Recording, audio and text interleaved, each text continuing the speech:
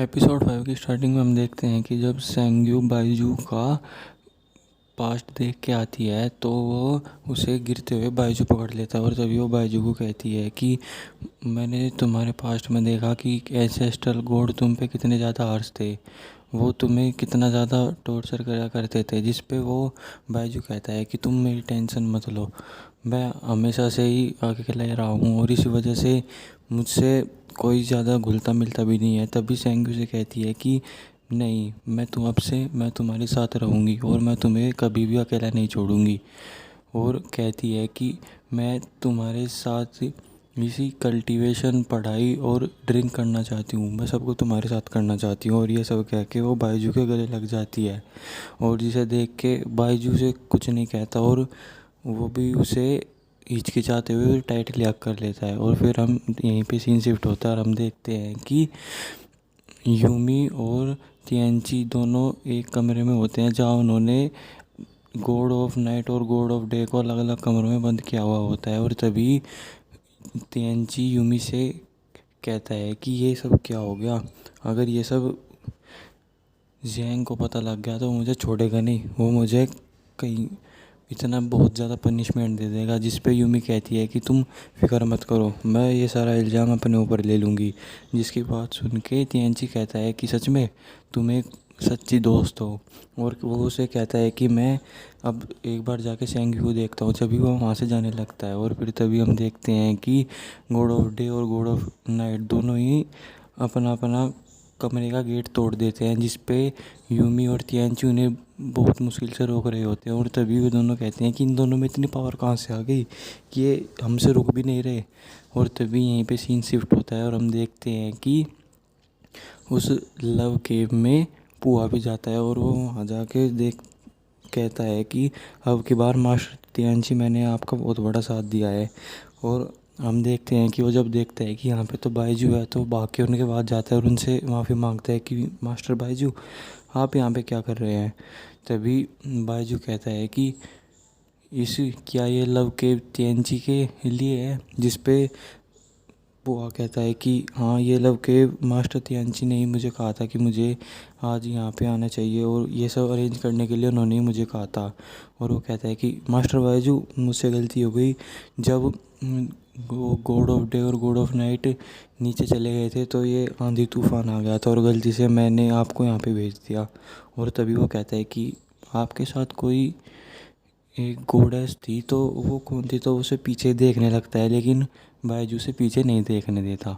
और फिर तभी बायजू कहता है कि तिएनची ने ये सब किसके लिए प्रिपरेशन की करने के लिए कहा था।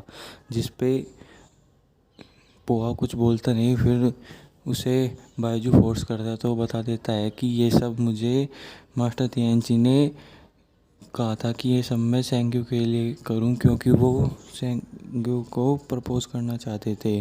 वो उन्हें आज एक डेट पे लेकर जाना चाहते थे क्योंकि वो बचपन से ही उन्हीं के साथ खेले हैं और उन्हें पसंद करते हैं। और जिस पे बायजू कहता है कि तुम्हें सिर्फ ह्यूमन वर्ल्ड्स की शादी करवाने के लिए कहा गया है, तुम्हें गॉड रेल्म में किसी की भी मैरिज करवाने का कोई हक नहीं है। जिस पे वो कहता है कि हाँ, ये बात तो मुझे भी पता है मास्टर बायजू। तभी बायजू से कहता है कि तुम और तभी वो बायजू पोहा से पूछता है कि क्या और कुछ भी कहा था तिएनची ने। जिस पे वो मुझे बता देते हैं कि उन्होंने कहा था कि मैं सेंग्यू के लिए उन्हें उसका मैच मेकर बनाऊं। तभी बायजू कहता है कि अभी ये चीज़ तुम कुछ भी नहीं करोगे क्योंकि अभी सेंग्यू के ऊपर बहुत बड़ी रेस्पॉन्सिबिलिटी है। इसके लिए अभी तुम्हें ये इस ऐसा कुछ भी नहीं करना और किसी किसी ऐसे को भी इसका मेट नहीं बनाना है। और कहता है कि तिएनची अभी बच्चा है, उसमें अभी बचपन है, इसलिए उसकी बात मान के कुछ भी ऐसा मत करना। जिस पे पोहा डरते हुए कहता है कि मैं अगले 1 लाख साल के लिए इनके लिए कोई भी मैच मेकर नहीं ढूंढूंगा। और वो बायजू से कहता है कि आप लोगों को अब मुझे लगता है यहाँ से चलना चाहिए। तभी बायजू कहता है कि हाँ। और फिर हम देखते हैं कि बायजू सेंग्यू को अपनी गोदी में लेकर जा रहा होता है क्योंकि वो अभी सोई हुई होती है और वो उसे उसके कमरे में जाके छोड़ देता है। और फिर हम देखते हैं कि जहाँ पे जियांग वापस आ गया है और वहाँ पे सभा हो रही होती है जहाँ पे गॉड ऑफ नाइट और गॉड ऑफ डे दोनों होते हैं, और जिस पे जियांग उन दोनों को कहता है कि तुम दोनों की वजह से ह्यूमन वर्ल्ड में इतना ज़्यादा हैवॉक आया है, और तुम दोनों ने नेचर के नियमों को तोड़ा है। नेचर के नियमों के हिसाब से गॉड यानी कि डे और नाइट दोनों एक साथ नहीं हो सकते, और तुमने इस नियम को तोड़ा है। इसकी वजह से तुम्हें लोअर रेल में भेजा जा सकता है, जिस पे वहाँ पे गॉड ऑफ नाइट कहते हैं कि ये सब मेरी गलती है। हाँ, इसमें गॉड ऑफ डे की कोई भी गलती नहीं है, आपको जो सज़ा देनी है मुझे दीजिए। फिर तभी से यही बात गॉड ऑफ डे भी कह देती है, और उनकी ये बात सुन के फिर यूमी भी आगे आती है और कहती है कि ये सब इनकी कोई गलती नहीं है, मैंने ही पोहा से वो रोप ऑफ लव ली थी, और मेरी वजह से इन दोनों में ये सब हुआ। और तभी वो उन दोनों को कहती है कि आप दोनों के बीच में जो ये सब हुआ वो एक रोप ऑफ लव की वजह से हुआ है, आप लोग ये सब एक मिसअंडरस्टैंडिंग थी, और ये सब सच्ची फीलिंग नहीं है। उसके बीच का आपका कॉन्टैक्ट है, वो पोहा ने उस रोप को काट दिया है। लेकिन गॉड ऑफ डे और गॉड ऑफ नाइट भी कहते हैं कि नहीं, भले ये शुरुआत एक मिसअंडरस्टैंडिंग से हुई थी, लेकिन अब हम दोनों आपस में सच में ही एक दूसरे को बहुत पसंद करते हैं। जिस पे जियांग उन्हें कहता है कि तुम्हें पता ही नहीं हो सकता है, और तभी उन सब की माफ़ी यूमी भी मांगती है कि ये सब मेरी गलती है। और तभी पोहा भी आगे आता है और कहता है कि ये सब मेरी गलती है, मैंने डेटिंग इवेंट होल्ड किया था। तभी जियांग कहता है कि इसमें तुम्हारी कोई गलती नहीं है, तुमने तो सिर्फ TNG के ऑर्डर को फॉलो किया था। तभी हम देखते हैं कि वहाँ पे TNG आता है, और वो वहाँ के कहता है कि यूमी से कि तुम मुझे हर बार हर चीज़ का ब्लेम देती हो, और तुम ये क्यों सोच रही हो कि अब की बार मैं तुम्हें ये सारा ब्लेम अपने ऊपर लेने दूंगा। और वो कहता है कि मैं एक असली में आदमी हूँ।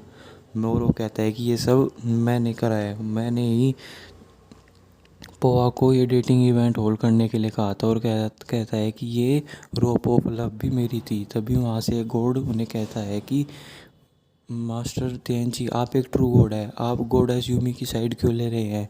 जिस पे TNG कहता है कि मैं किसी की साइड नहीं ले रहा हूँ, मैं जो सच है वो बता रहा हूँ। और वो कहता है कि ये रोप मेरे लिए है, इस ये रोप मैंने ही पोहा से ली थी अपने और सेंग्यू के लिए। जिसकी बात सुन के जियांग को गुस्सा आ जाता है और कहता है कि ये नॉनसेंस बंद करो। और तभी TNG भी उसे चिल्ला के कहता है कि तुम 1000 साल से अकेले हो, इसलिए तुम्हें लव के बारे में कुछ नहीं पता। तभी थी जियांग को गुस्सा आ जाता है, और उसे वो कहता है कि वो जियांग TNG को कि ठीक है, ये रोप तुम्हारी थी तो इसलिए तुम्हें पनिशमेंट दी जाएगी। और वो कहता है कि तुम्हें ब्राइट मैंशन में बंद कर दिया जाए, और वो अपने सैनिकों को बुलाता है। तभी TNG कहता है कि नहीं, रुक जाओ, मैं अपने आप वहाँ पे जाऊँगा। और फिर तभी यहीं पे सीन शिफ्ट होता है, और हम देखते हैं कि सेंग्यू सो के उठ जाती है, और तभी वो देखती है कि वो तो अपने कमरे में है। और वो तभी अपने सर्वेंट से पूछती है कि ये मेरा कमरा है, और कहती है कि क्या हम लोग इस वक्त गेम में नहीं है। जिस पे वो कहती है कि नहीं, और वो पूछती है कि मुझे यहाँ पे कौन लेके आया। तभी उसकी सर्वेंट बताती है कि आपको मास्टर बायजू यहाँ पे लेके आए थे। जिसे सोच के वो हंसती है, और तभी वो अपनी सर्वेंट से पूछती है कि क्या मैंने सोते हुए कभी खराटे लिए थे। जिस पे उसकी सर्वेंट कहती है कि हाँ, थोड़े बहुत। जिससे वो शर्मा जाती है और वहीं पे लौट जाती है। और तभी वो कहती है कि अगर ये सारी बात गॉड रेल में सभी गॉडेस को पता लग गई तो वो मुझे छोड़ेगी नहीं, और कभी फ्यूचर में ये भी हो सकता है कि क्या पता कोई गॉडेस मुझे मार भी दे। और फिर हम देखते हैं कि तभी उसकी सर्वेंट कहती है कि लिटिल चीफ गॉडेस आप बहुत सुंदर है। जिसकी बात सुन के यूं ही बहुत खुश हो जाती है, और अपने सर्वेंट को कहती है कि तुम यहाँ से जाओ। और वो तब सोचती है कि आज मैं कौन सी कलर की ड्रेस पहनूं अपनी क्लासेस के लिए। और तभी यहीं पे सीन शिफ्ट होता है, और हम देखते हैं कि ये सारी बात पूरे गॉड रेल में फैल गई होती है कि बायजू किसी गॉडेस को अपने साथ लेके गया हुआ था, उसे अपने हाथों में होल्ड किया हुआ था, लेकिन किसी को ये नहीं पता होता कि वो कौन है। और वहीं पे बहुत सारे गॉडेस एक बैट लगा रहे होते हैं। तभी वहाँ से बायजू और काइलिन गुजरती है, जो काइलिन देखता है कि ये क्या हो रहा है। तभी वो चिल्लाता है कि ये सब क्या हो रहा है। जिस पे वो सभी रुक जाते हैं और कहते हैं कि मास्टर बायजू। और तभी काइलिन मास्टर बायजू को कहता है कि मास्टर, ये सब आपके ऊपर बैट लगा रहे हैं। जिस पे बायजू से कहता है तो इसमें क्या है। और वो उससे पूछता है कि तो उन्होंने सबसे ज़्यादा बैट किस पे लगाई है। तभी कालीन बताता है कि उन्होंने लवली के ऊपर बैट लगाई है। जिस पे बायजू पूछता है कालीन से, लवली मतलब तुम्हारे मन में मेरे लिए लवली का क्या मतलब है। जिस पे कालीन उसे कहता है कि मुझे नहीं पता इसका मतलब। तभी वो दोनों वहाँ से चले जाते हैं और उन्हें कुछ नहीं कहते। तभी वो सभी घोड़ और घोड़स जब वो वहाँ से चले जाते हैं तो राहत की सांस लेते हैं। और तभी हम देखते हैं कि घोड़स और विष्णु भी वहीं पे खड़ी हुई होती है और उन्हें वो कहती है कि ये ड्रेस तो सेंग्यू के जैसी है। और उसे वो कहती है कि मुझे लगता है कि ये ज़रूर सेंग्यू ही है। और फिर तभी यहीं पे सीन शिफ्ट होता है और हम देखते हैं कि टेम्पल ऑफ लव में पोआ ड्रिंक कर रहा होता है और वो कह रहा होता है कि मुझे लगता है कि मुझे कुछ सालों के लिए टेम्पल ऑफ लव बंद कर देना चाहिए। और तभी वहाँ उसके वो जब टेम्पल को बंद करने वाला होता है तभी वहाँ उसके पास सेंग्यू आती है और वो सेंग्यू को देख के उसे कहते नमस्ते करता है। और फिर हम देखते हैं कि सेंग्यू पोहा से कुछ क्वेश्चन पूछती है। वो पूछती है कि लव क्या होता है। जिस पे पोहा उसे कहता है कि लव तो पोहा उसे कहता है कि लव तो बहुत ही ज़्यादा कॉम्प्लिकेटेड चीज़ है, मुझे खुद इस चीज़ के बारे में नहीं पता।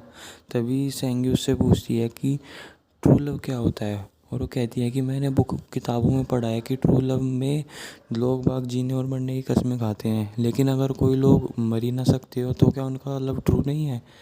जिस पे पोहा कहता है कि हर ग्रेस मुझे इस चीज़ के बारे में नहीं पता, मुझे खुद ट्रू लव के बारे में नहीं पता। और वो कहता है कि ट्रू लव नीचे नीचे के रियल्म के लोग करते हैं और वो उन्हें खुद ये नहीं पता कि ट्रू लव क्या होता है। और वो उससे कहता है कि क्या आप सच में किसी को पसंद करने लगी है। जिस पे वो उसे कहती है कि तुम क्या बकवास कर रहे हो। तभी वो वो पोहा सेंग्यू को कहता है कि अगर आप ये जानना चाहती है कि आप किसे पसंद करती है तो आप बस आंखें बंद कीजिए और अपने मन में सोचिए और जिसका भी चेहरा आपके सामने सबसे पहले आएगा तो वो आप उसी को पसंद करती है। और फिर हम देखते हैं कि उसके सामने जब वो आंखें बंद करती है उसके सामने सारे बायजू के विज़न आने लगते हैं और वो फिर जब हंसने लगती है तभी पोहा कहता है कि अगर ये सारी बात है तो आप जाके उन्हें कन्फेस कर दीजिए। और वो उसे एक ड्रिंक देता है और कहता है कि इस ड्रिंक को पीने से आपको पावर आएगी और आप किसी भी चीज़ से नहीं डरेंगे और आप जाके उन्हें मतलब प्रपोज कर देंगे। और उस ड्रिंक को वो दे के वहाँ से चला जाता है और उस ड्रिंक को सेंग्यू पी लेती है। और ड्रिंक को पीने के बाद हमें यहाँ पे सीन शिफ्ट होता है और हम देखते हैं कि बायजू एक जगह पर बैठा हुआ होता है और ड्रिंक कर रहा होता है। तभी वहाँ पे उसके पास सेंग्यू आती है जिसे देख के वो कहता है कि तुम यहाँ पे क्या कर रही हो। जिस पे सेंग्यू कहती है कि मुझे लगा था कि तुम यहाँ पे अकेले बैठे होंगे इसलिए मैं तुम्हें यहाँ पे कंपनी देने के लिए आ गई और मैं तुम्हारे साथ यहीं पे बैठ के ड्रिंक पीऊँगी। और तभी बायजू से कहता है कि क्या तुमने पहले कभी ये ड्रिंक की है। जिस पे वो कुछ नहीं कहती और हंसने लगती है। और तभी बायजू खड़ा होकर उसे बैठाने के लिए जाता है लेकिन वो पीछे होकर गिर जाती है। तभी भी बायजू उसे पकड़ता है और तभी बायजू को कहती है कि तुम कितने ज़्यादा दिखने में अच्छे हो लेकिन तुम्हारे चेहरे पे कोई भी एक्सप्रेशन क्यों नहीं होते। तुम एक ही ज़्यादा सीरियस चेहरे में ही रहते हो, ये पोकर फेस को बना के रहते हो। जिस पे वो उससे कहता है कि तुम मुझसे पूछना चाहती थी ना कि मैंने नीदरलैंड में जियांग को सील करने के लिए सारा का सारा क्रेडिट तुम्हें क्यों दे दिया। जिस पे सेंग्यू कहती है कि चलो कम से कम अब तुम ये बताना तो चाहते हो। जिस पे वो उसे बताता है कि ये सब मैंने इसलिए किया क्योंकि तुम बहुत ज़्यादा शक्तिशाली हो और तुम्हारे अब सभी गॉड वेसल्स खुल गए इसलिए तुम सबसे पावरफुल हो और इसीलिए मैंने ये सब किया। तभी वो दोनों हंसने लगते हैं। तभी बायजू से कहता है कि तुम क्या और भी बात करना चाहती हो। जिस पे वो सेंग्यू कहती है कि नहीं नहीं तुम बहुत ही ज़्यादा टॉलकेटिव हो और तभी बायजू से कहता है कि क्या तुम और कुछ नए मूव सीखना चाहोगी। जिस पे सेंग्यू से कहती है कि अभी तो नहीं। और वो उससे कहती है कि क्या तुम मेरे साथ कहीं चल सकते हो। जिस पे बायजू कहता है कि कहाँ। जिस पे वो इशारा करते हुए कहती है लेकिन बायजू को समझ में नहीं आता पर फिर वो समझ जाता है और कहता है कि क्या तुम स्टार देखने जाना चाहती हो, जिस पे वो कहती है कि हाँ। फिर हम देखते हैं कि बायजू और सेंग्यू दोनों ही स्टार देखने के लिए चले जाते हैं और बायजू से बताता है कि ये जगह हमारे एंसेस्ट्रल गॉड ने बनाई थी और वो बताता है कि हर 1,80,000 सालों में ह्यूमन रेल पे कुछ एक मुसीबत आती है जिसे सिर्फ गॉड ऑफ चाओज ही उससे डील कर सकता है। और वो बताता है कि अब से 70,000 साल पहले जो सियुंग था उसे एंसेस्ट्रल गॉड ने गॉड ऑफ चाओज बनाया था, लेकिन वो अब पावर आने की वजह से उसका दिमाग ख़राब हो गया और वो एक डीमन बन गया। और वो कहते हैं कि उसके बाद से अब तक का कोई भी गॉड ऑफ चाओस नहीं बना, इसलिए ये ऐसे यहाँ पे ह्यूमन वर्ल्ड में अभी कुछ प्रॉब्लम भी हो सकती है। तभी सेंग्यू कहती है कि तुम ज़्यादा फिक्र मत करो। और वो तभी बायजूस से कहता है कि क्या तुम यहाँ पे सारी रेस्पॉन्सिबिलिटी लेने के लिए तैयार हो। और वो उससे कहता है कि तुम भले ही सबसे पावरफुल हो, लेकिन तुम लोग जितने ज़्यादा पावरफुल होते हैं उनके ऊपर उतनी बड़ी जिम्मेदारी भी होती है। और फिर हम तभी यहीं पे देखते हैं कि बायजू कहती है कि हाँ, मैं ये सारी रेस्पॉन्सिबिलिटी लेने के लिए तैयार हूँ और मैं हमेशा बहुत ही ज़्यादा सीखती रहूँगी जित तुम्हारी सोच से भी ज़्यादा। और फिर हम तभी देखते हैं कि सेंग्यू बायजू को लेके वहीं पे बैठ जाती है और वो उसी के कंधे पे सिर रख के सो जाते हैं। फिर दोनों को नींद आ जाती है और फिर नींद में ही बायजू को एक नाइटमेयर आता है जिसमें वो देखता है कि सभी लोग धीरे धीरे मर रहे होते हैं और सेंग्यू सभी को बचाने के लिए अपने आप को सेक्रीफाइस कर देती है। और ये देख के वो एकदम उठ जाता है, जिसे देख के सेंग्यू की भी नींद खुल जाती है और वो कहती है कि तुम्हें क्या हुआ, क्या तुमने कोई बुरा सपना देखा। जिस पे वो कहता है कि हाँ। और तभी यहीं पे सीन शिफ्ट होता है और हम देखते हैं कि बायजू जियांग से मिलने के लिए गया है और उससे पूछता है कि क्या अभी अभी कुछ हुआ है, नीदर वर्ल्ड में कुछ हुआ हो या धरती पे लोअर रेल में कहीं भी कुछ हुआ हो। जिस पे जियांग उसे कहता है कि नहीं, ऐसा तो अभी तक कुछ नहीं हुआ और हमारे एंसेस्ट्रल गॉड ने भी अभी तक हमें इस ऐसी कुछ चीज़ के बारे में हमें कोई इन्फॉर्मेशन नहीं दी।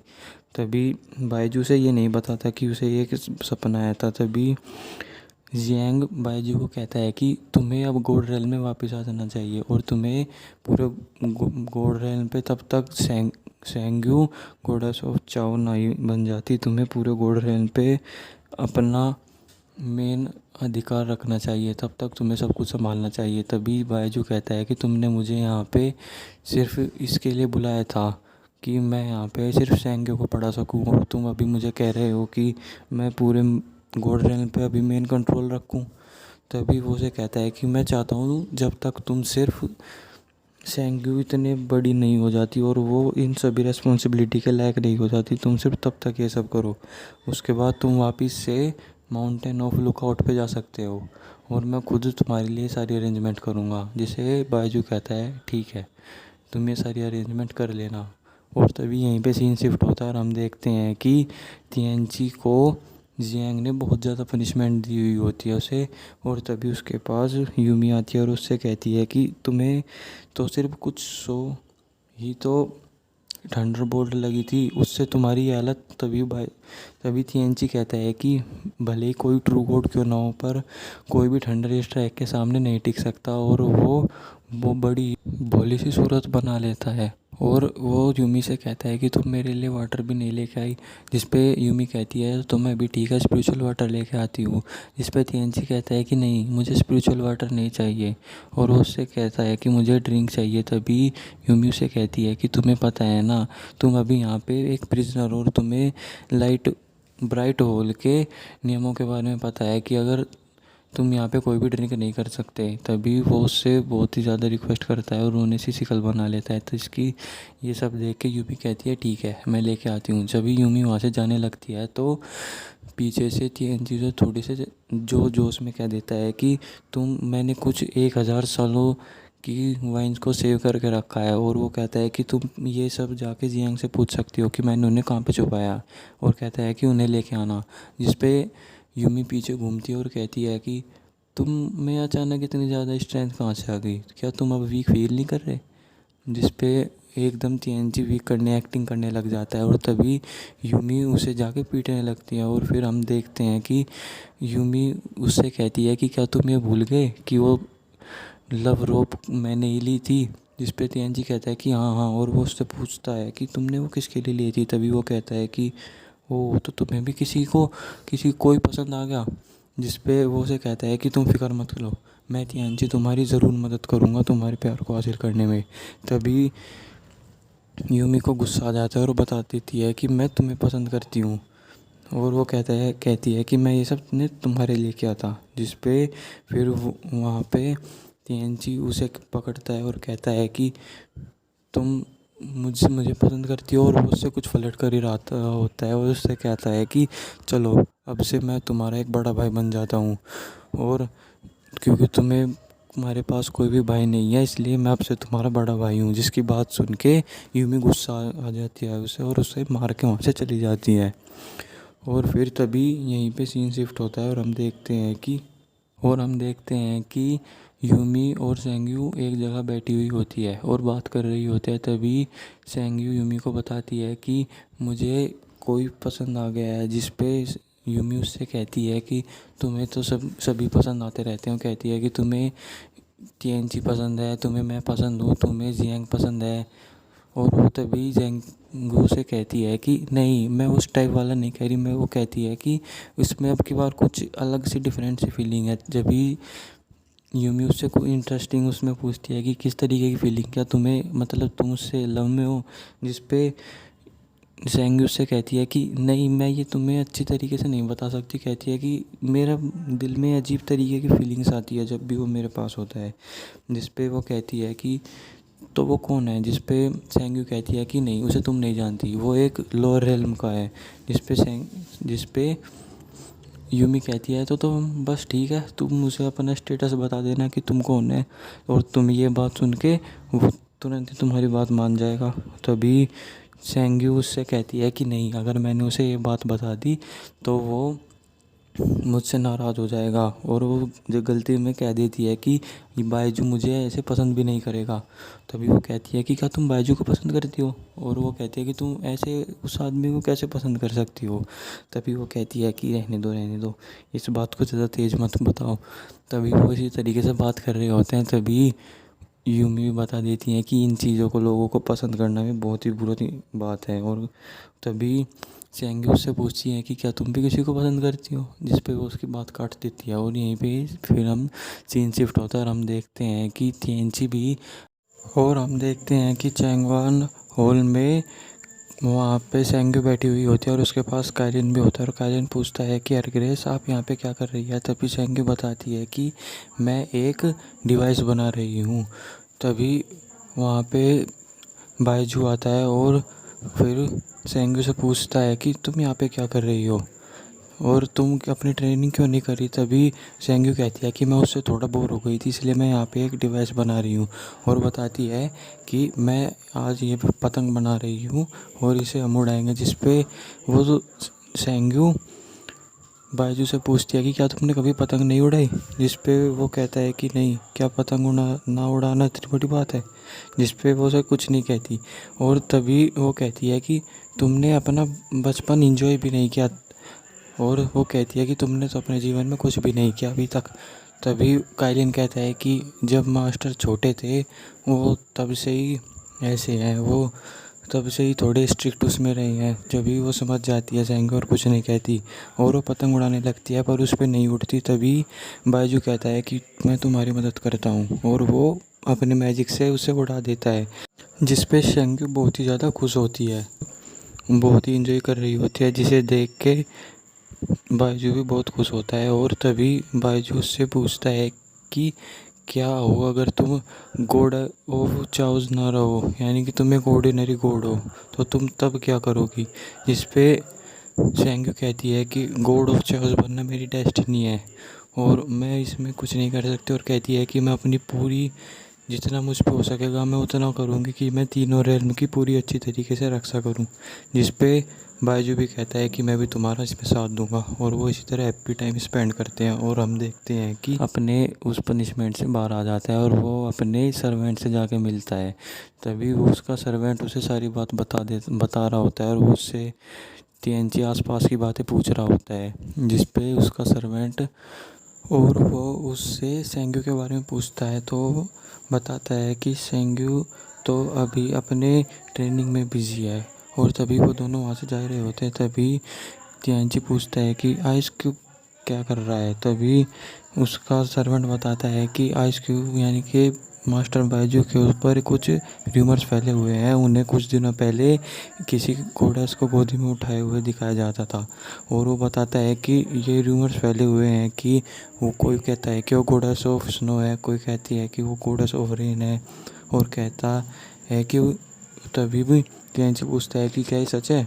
जिस पे वो कहता है कि उन सभी ने ये सब बात मानी है, लेकिन अभी तक मास्टर बायजू ने इस चीज़ पे कुछ नहीं कहा। और तभी वो बताता है कि कुछ लोग तो ये भी कह रहे हैं कि वो सेंग्यू है। तो जिसकी ये बात सुन के तियांची हैरान हो जाता है। और फिर तभी यहीं पे सीन शिफ्ट होता है और हमें दिखाया जाता है कि बायजू किसी को कोई मैसेज भेज रहा होता है। और तभी तियांची जियान से पूछता है कि पोहा कहाँ है।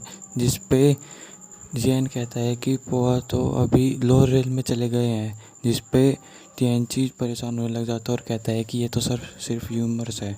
और तभी यहीं पे सीन शिफ्ट होता है और हम देखते हैं कि तभी वहाँ पे काइलिन उसके लिए टी लेके आता है। और तभी वो काइलिन कहता है कि मास्टर आप ये नोटिस उन पक्षियों के रेल्म को क्यों भेज रहे हैं। तभी उसके मास्टर कहते हैं कि अगर सेंग्यू उनके साथ कुछ ट्रेनिंग करेंगी तो उसके लिए अच्छा रहेगा। और कहता है कि मैं चाहता हूँ कि वहीं से कोई एक जो है सेंग्यू का एक उसकी राइड बन जाए, यानी कि उसके लिए एक मैं वहाँ से एक जानवर चाहता हूँ। जिस पे काइलिन कहता है कि आपको पता है कि वो उनमें से कितनी बदबू आती है। और कहता है कि क्यों ना आप मेरे जैसा ही कोई एक जानवर लेके आ जाए हर ग्रेस के लिए। जिस पे बायजू कहता है कि नहीं, अगर मैं तुम्हारे जैसा उसके लिए एक और लेके आ गया तो वो उससे रोज़ ही बात करती रहेगी, और वो अपने जितना भी ध्यान दे रही है उतना भी ये दान भी उससे ख़त्म हो जाएगा, और वो सिर्फ उसके साथ ही खेलती रहेगी। जिस पे काइलिन से कहता है कि मास्टर आपने पहली बार मुझसे कोई जोक किया है। तभी उसके तरफ बायजू देखता है और उसे देखते हुए वहाँ से काइलिन चला जाता है। और हम देखते हैं कि सेंग्यू कहीं पे योगा सीख रही होती है और वो बहुत मेहनत कर रही होती है। तभी उसकी टीचर कहती है कि हर ग्रेस आप अभी इतनी मेहनत मत कीजिए, आप अभी यहाँ पे नहीं हैं। और इसी के साथ हमारे एपिसोड 5 की यहीं पे ख़त्म हो जाती है। Thank you guys.